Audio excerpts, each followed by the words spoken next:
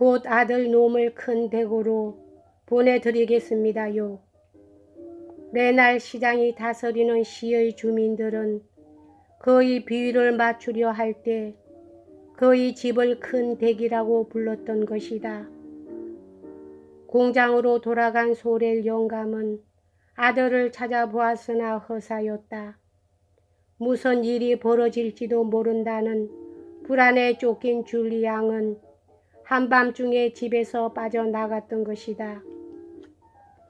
그는 자기의 책과 레종 도네르 훈장을 안전한 장소에 옮겨두려고 생각하고 베리에로이 굽어볼 수 있는 높은 산에 살고 있는 그의 친구 북게라는 젊은 제목상의 집에 그것을 완전히 옮긴 것이었다.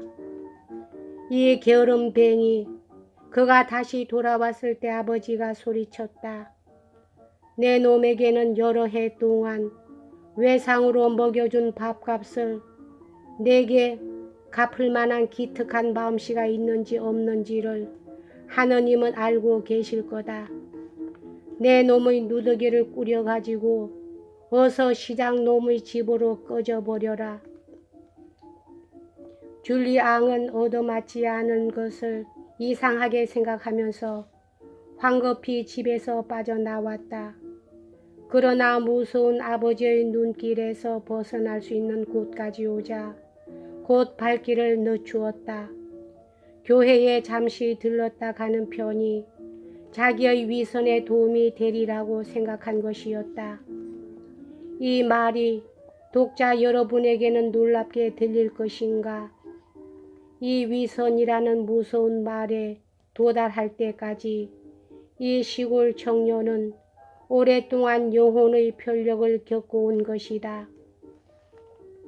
그가 아직 어릴 무렵 이탈리아에서 귀환해 온 제6연대 용기병의 일부가 하얗고 긴 외투를 입고 길고 검은 깃털이 달린 투구를 쓰고 그의 아버지 집 창살에 군말을 매는 것을 본 후 그는 군대 생활을 미칠 듯이 동경하게 되었다.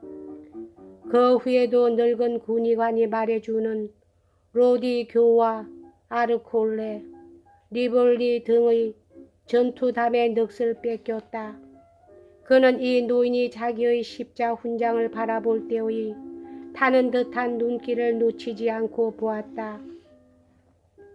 그런데 줄리 앙이 14살 때 베리에르 같은 작은 도시에 과분할 만큼 훌륭한 교회가 서게 되었다. 특히 4개의 대리석 기둥이 서게 되었는데 그것을 보자 줄리 앙의 가슴은 뛰었다. 그 기둥은 그 지방의 치안 판사와 수도회의 밀정이라고 알려진 보장송에서 파견되어 온 젊은 보좌 신부와의 사이에 심한 반목을 일으키는 원인이 되었기 때문에 이 지방에서 유명해졌다. 판사는 그의 지위가 위태로워졌다. 적어도 세상에서는 그렇게 예측했다. 거의 2주일마다 버장송에 가서 주교를 만난다는 신부와 그는 감히 충돌을 일으키지 않았는가. 그러는 동안에 가족이 많은 치안 판사는 공평치 못한 판결을 여러 번씩이나 내리게 되었는데 모두들 이폰 신문을 구독하고 있는 사람들에 대해서만 그랬다. 보수파가 승리를 한 셈이다. 그런데 그것은 사실상 기껏해야 3 내지 5프랑가량의 돈 문제에 지나지 않았다. 그런데 이 몇 푼 안 되는 벌금을 줄리 앙의 이름을 지어준 목공장 주인이 물게 됐다. 그 사나이는 화가 머리끝까지 치솟아서 외쳐댔다. 어쩌면 이렇게 변했단 말인가. 그 판사는 20년 이상이나 성실한 사람으로 통해왔는데 줄리 앙을 귀여워하던 군의관은 이미 세상을 떠나고 없었다. 줄리 앙은 갑자기 나폴레옹에 대한 말을 입 밖에 내지 않게 됐다. 그는 성직자가 될 결심이라는 태도를 분명히 했다. 그가 언제나 아버지의 제재소 안에서 사제로부터 빌려받은 라틴어의 성서를 열심히 암기하는 모습을 볼 수 있었다. 이 사람 좋은 사제는 줄리앙의 진도에 놀라서 그에게 신학을 가르치기 위해 여러 날 밤을 새웠다. 줄리앙은 그의 앞에서는 경건한 감정밖에는 나타내지 않았다. 그처럼 살결이 희고 그처럼 온순하며 마치 계집아이 같은 얼굴을 가졌으면서도 입신 출세를 할 수 없다면 오히려 죽음을 택하겠다는 모진 결심을 속에 품고 있었으리라고 그 누가 꿰뚫어 볼 수 있었을 것인가. 줄리앙에게 있어 입신 출세란 곧 베리에르를 떠나버리는 것을 의미했다. 그는 고향을 증오했다. 고향에서는 무엇을 보더라도 그의 상상력이 날개를 펼 수가 없었다. 아주 어릴 때부터 그는 곧잘 흥분하여서 정신을 홀딱 뺏길 때가 있었다. 그럴 때 그는 언젠가는 자기도 파리의 아름다운 부인들 앞에 나타나 멋진 거동으로서 부인들의 주의를 끌 수도 있으리라는 달콤한 공상을 하는 것이었다. 보나파르트도 가난했을 때 저 아름다운 부하른의 부인의 사랑을 얻었는데 자기라고 그러한 부인들 중의 한 사람에게 사랑을 받지 말란 법이 어디 있는가. 훨씬 옛날부터 줄리앙은 이름도 없고 돈도 없는 한낱 중이였던 보나파르트가 칼을 쥐고 세상의 주인이 되었다는 것을 거의 한시라도 잊어버린 적이 없었다. 이 생각은 그가 심각히 고민하던 그의 커다란 불행을 잊게 했으며 위안을 받았고 또 즐거운 일이 있을 때는 그 즐거움이 고보로 느껴지는 것이었다. 줄리앙은 교회당의 건립과 치안판사의 판결을 보고서 후련히 깨달은 바가 있었다. 어떤 생각이 머리에 떠오르자 몇 주일 동안 온통 정신을 빼앗겼다. 마침내 열정적인 청년은 자기가 발견했다고 자처하는 그 생각에 그만 꼼짝할 수 없이 사로잡히고 말았다. 보나파르트의 이름이 세상에 드날린 것은 마침 프랑스가 외적의 침입에 들고 있을 때였다. 그렇기 때문에 무공이 필요했고 또 유행했다. 오늘날에는 겨우 40살밖에 안 된 신부지만 10만 프랑의 봉급, 즉 나폴레옹군의 유명한 사단장의 3배씩이나 받고 있는 자들이 여러 사람이나 있다. 신부들에겐 또 보좌 할 사람들이 필요하다. 저 치안 판사는 어떠한가? 그처럼 머리가 좋고 지금까지 그토록이나 정직하던 그가 더구나 그만큼 나이를 먹었으면서도 30이 될까 말까 한 애송이 보좌 신부의 비위를 거스를까봐 두려워서 불명예스런 판결을 하고 있지 않는가. 신부가 되지 않으면 안 되겠다. 이렇게 갑자기 솟은 신념 속에 빠져 있을 때 단 한 번, 그것은 줄리앙이 신학을 배우기 시작한 지 2년이 지난 다음이었는데 가슴 속에 타고 있는 격정이 갑자기 폭발하여 본심을 폭로해 버린 일이 있었다. 그것은 셀랑 사제 댁에서 개최된 만찬회 석상에서였는데 그 선량한 사제가 줄리앙을 신동으로 소개했을 때 그는 어떤 취기에서인지 나폴레옹을 열렬하게 찬미해 버린 것이었다.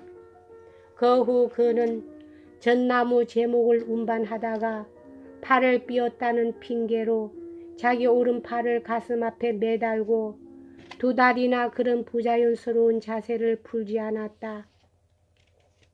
이러한 체형을 스스로 가한 후에 겨우 그는 자기를 용서할 마음이 생겨난 것이었다. 그 19살 난 젊은이가 하지만 보기에는 나약해서 기껏해야 17살 정도로 밖에는 보이지 않았다. 그 젊은이가 조그만 꾸러미를 겨드랑이에 끼고 지금 베리에로의 훌륭한 교회로 들어간다. 교회당 안은 어두컴컴했고 인기척이라고는 없었다. 무슨 축제가 있는 듯 교회당의 창문이란 창문은 온통 검붉은 천으로 가리워져 있었다.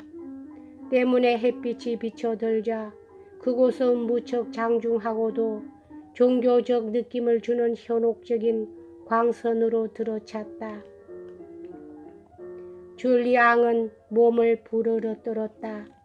교회당 안에서 그는 홀로 가장 깨끗해 배는 자리에 걸터 앉았다. 그 자리에는 레날 집안의 문장이 적혀 있었다. 줄리앙은 기도대 위에 인쇄된 종이가 읽어달라는 듯이 놓여 있는 것을 발견했다. 눈길을 주니 다음과 같이 씌어 있었다.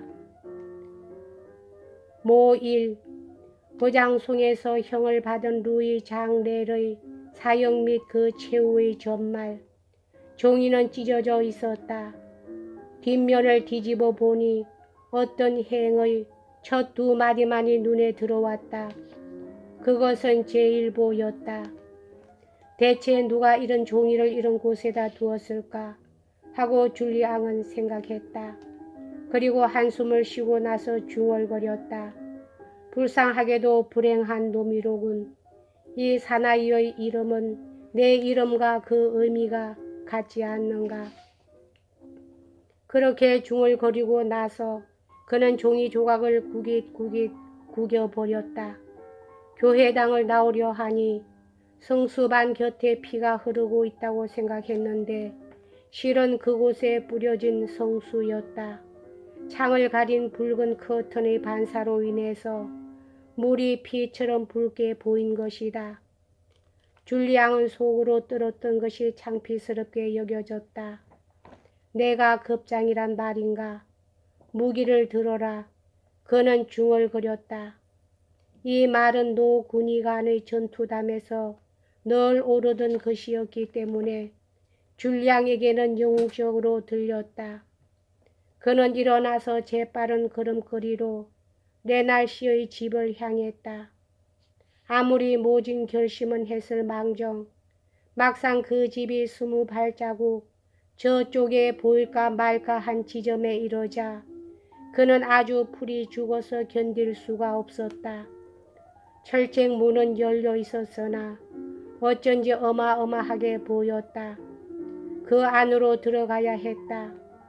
줄리앙이 이 집으로 오게 됨으로써 마음이 들뜨게 된 것은 단지 당사자 한 사람만이 아니었다. 극도로 내성적인 레날 부인은 직무 때문만이라고는 하지만 낯선 사나이가 항상 자기와 아이들 사이에 끼어 방해하게 되리라는 것을 생각만 해도 안절부절 못했다. 부인은 지금까지 자기네의 침실에서 아이들을 재워왔다. 그날 아침 아이들의 조그마한 침대가 가정교사를 위하여 마련된 방으로 운반돼 가는 것을 보고 부인은 이만저만 운 것이 아니었다. 부인은 막내 아들 스타니 슬라스 크사비의 침대만이라도 자기네의 침실로 다시 옮기도록 해달라고 남편에게 애원해 보았으나 거절당하고 말았다. 레날 부인의 경우는 여자다운 섬세한 마음이 극단적인 지경에까지 이르고 있었다.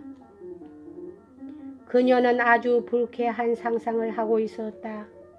머리에 빗질도 제대로 하지 않는 거칠고 천한 사나이가 와서 한결같이 아이들을 꾸짖기만 한다. 그것도 단순히 라틴어를 좀 안다는 것뿐인 그런 외국인의 잠꼬대 때문에 아이들은 매를 맞을는지도 모르는 것이다. 여기까지 하겠습니다.